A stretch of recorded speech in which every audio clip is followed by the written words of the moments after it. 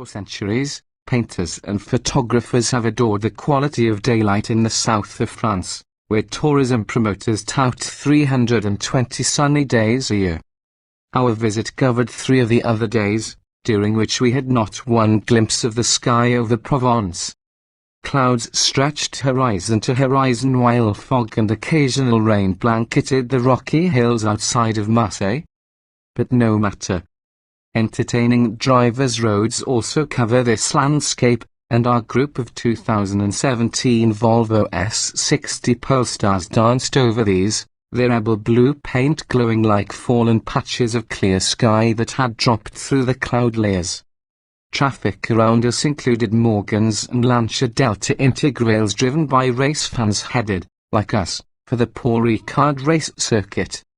This first weekend in April, Paul Ricard was hosting the season-opening race of the FIA's 2016 World Touring Car Championship WTCC, in which Polestar's new tour car team was making its debut.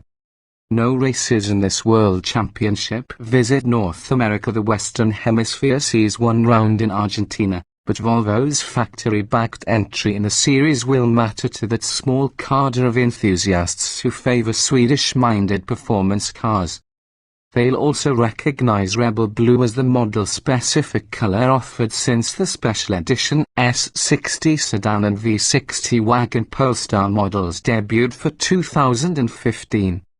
The 2017 model went on sale the day after the race. Volvo wasn't so arrogant as to expect a win in the car's first outing on Sunday, but selling performance on Monday has become part of the Polestar mission. New engine for the street car for its 3rd year, the road-going S60 Polestar gets a heart transplant. It's now powered by an uprated version of Volvo's Drivey 4-cylinder engine instead of the 3.0-litre inline 6-cylinder, while an AN 8-speed replaces the former 6-speed automatic transmission. Whereas the turbocharged 6-cylinder was rated at 345 horsepower at 5,250 revolutions per minute, the 4 is both supercharged and turbocharged and extracts 362 horsepower from a mere 2.0 litres of displacement. This engine is rated at 302 horsepower in the S60 and 316 horsepower in the XC90. Polestar's version has a bigger turbocharger, more aggressive valve timing, stronger connecting rods, a high-capacity fuel pump, and a larger, freer-flowing intake system fitted with a low-restriction filter. Its bigger 3.0-inch exhaust system leads to twin tailpipes, and there's a valve that opens under electronic control or when the driver chooses sport mode with the transmission lever. Compared with the car's former Polestar 6, the horsepower gain comes at higher RPM 6,000, and peak torque decreases to 347 lb-ft at 3,100 revolutions per minute from 369 at 3,000.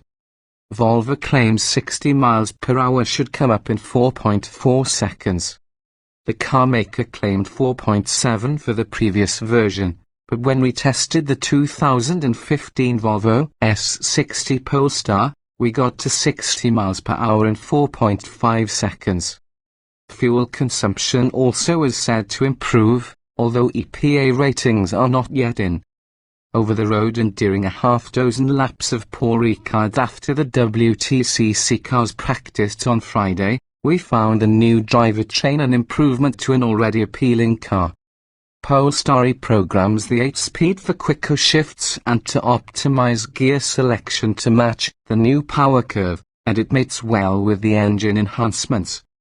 Here's a secret trick: to engage a hidden Sport Plus mode in the transmission, pull the gear lever left into Sport, push it forward to the upshift position marked Plus, and hold it there while pulling back twice on the downshift paddle in the left side of the steering wheel.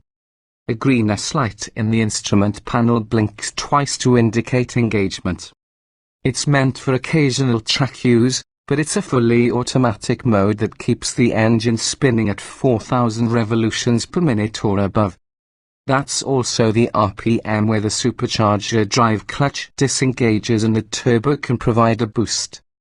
It's too extreme for road use, Polestar product VP Henrik Fries cautioned, but he may underestimate the enthusiasm of some performance segment buyers. Yank a paddle or move the lever to choose your own gear and Sport Plus disengages. But on the track this mode shifted just about exactly where our ideal long racing drivers had instructed when we were lapping and doing our own shifting. The driver-train transplant removes 44 pounds from the car's curb weight, Volvo claims, and the weight bias is shifted rearward so the front axle actually carries 53 fewer pounds. The front suspension spring rate is slightly lower, which also yields a little more ride compliance. Still, the Polestar springs are 80 to 90% stiffer than those on the base S60. What makes a Polestar? Not much else changes. There's a new but similar design for the 20-inch wheels, while the electrically assisted power steering now has Polestar-specific calibrations, still adjustable over 3 weight settings via a sub-menu on the center console screen. The steering feels a bit lighter and more responsive, but it's hard to say whether that's because of the new programming or the actual mass reduction over the wheels. Polestar's upgrades are thorough, down to stiffer suspension bushings installed on the assembly line in Ghent, Belgium, for S60s and Gothenburg, Sweden, for the V60 wagons, amounting to 50 significant changes that generate 260 new part numbers.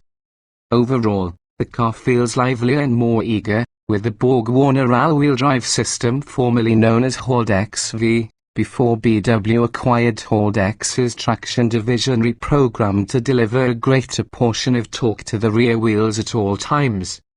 Aside from a less musical, coarser exhaust note, this new S60 Polestar comes across as an even better all-around driver's car without imposing any of the usual penalties of harsh ride or unwanted noise.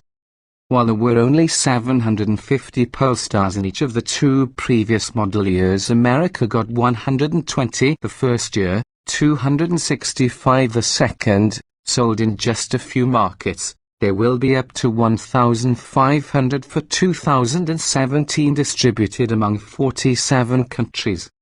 Polestar CEO O'Neill Smaller says that the performance segment is growing 4 times faster than the industry average, and he expects it to keep expanding over the next decade, even as development of autonomous cars grows. Shoppers with a 4-cylinder version may find a handful of 2016 Polestar 6-cylinder cars still available at US dealers, but the order book is open now on 2017 models, with worldwide deliveries slated to start in August. A US price has not been announced, but Volvo HQ said there'd be no or little change from last year's figures. In the US, the 2016 version starts at $60,260 with very few options and your choice of Rebel Blue or one of 3 colors more appealing to conformists: Onyx Black, Ice White, and Bright Silver. Based on the previous mix, most Polestars are likely to be the V60 wagon, which has even fewer direct competitors in the States. It's the sedan that's racing in the WTCC, though. If Polestar manages to crown its Swedish champion driver in 2018 as planned, it will roughly coincide with the anticipated arrival of a next-generation S60 to be built in an all-new factory in South Carolina. Maybe they'll put a Volvo race car on tracks where fans in the US can watch it.